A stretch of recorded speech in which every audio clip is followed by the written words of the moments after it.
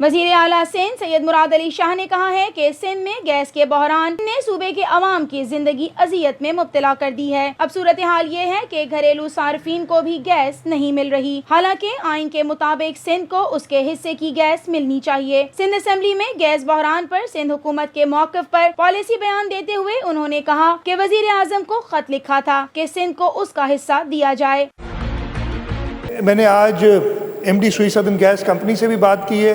उसने अपनी लाचारी दिखाई है कि जी मुझे गैस फेडरल गवर्नमेंट दे नहीं रही, इस वजह से मैं कुछ नहीं कर सकता।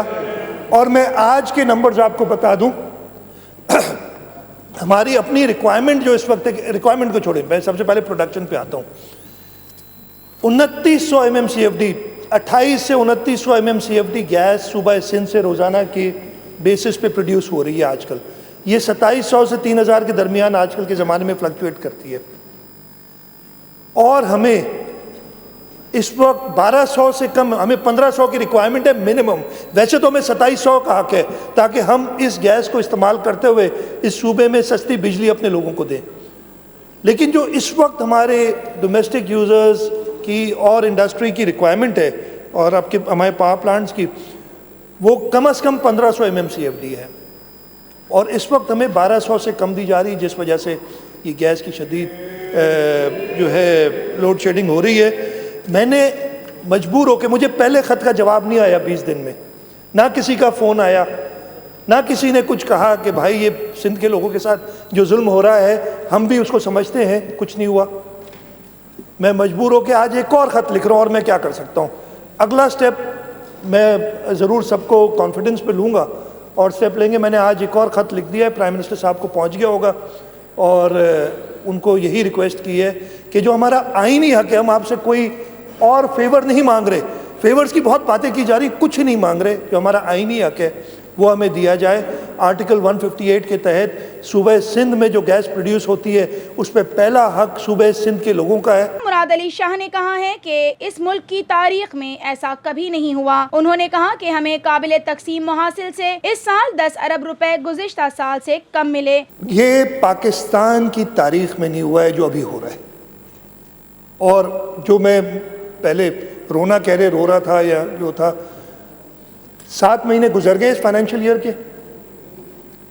इन 7 महीनों में हमें डिविजिबल पूल से 605 में से 337 से 38 अरब आने थे। इस वक्त तक हमारे पास नहीं, सॉरी 250, इसलिए कि हमें 256 आए हैं ना, तो 353 बिलियन आने थे। एग्जैक्ट नंबर ज़्यादा, इसलिए 97 अरब रुपए डिविजिबल पूल से, स्टेट ट्रांसफर्स की बात नहीं कर रहा, हमें कम मिले हैं। और हमें 7 महीने में 256 अरब रुपए आए हैं, 256 बिलियन। अभी रुके जो मैंने कहा ये चले कम आए, क्या कर सकते हैं। इस मुल्क की तारीख में, लगा किसी मुल्क की तारीख में शायद ऐसा ना हुआ। हाँ, कहीं बहुत बड़ा कुदरती आफात आ जाती हैं, ज़िलज़िले आ जाते हैं, कोई वॉर्स हो जाती हैं, तो शायद ऐसा होता है कि आपकी इनकम पिछले साल से कम हुई हो। पिछले साल 7 महीनों में डिविजिबल पूल से हमें 266 अरब रुपए, 266 बिलियन आए थे।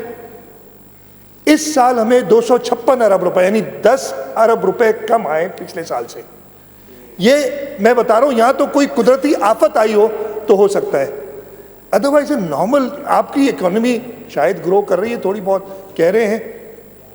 मैंने ये बात उधर मीटिंग में कही, मुझे कहा गया कि नहीं जी हमारी 4% ज़्यादा है, 4.5% ज़्यादा है आमदनी पिछले साल से। तो मैंने कहा फिर पैसे कहाँ गए? अगर 4.5% ज़्यादा है तो 266 में आप 4.5% मिलाए, तकरीबन 275 अरब होते हैं, हमें 256 मिले, तो ये 19-20 अरब रुपए आपने क्यों रखे हुए? और उसकी वजह से हमारी पोजीशन ये है कि हमारी डेवलपमेंट सारी रुक गई है।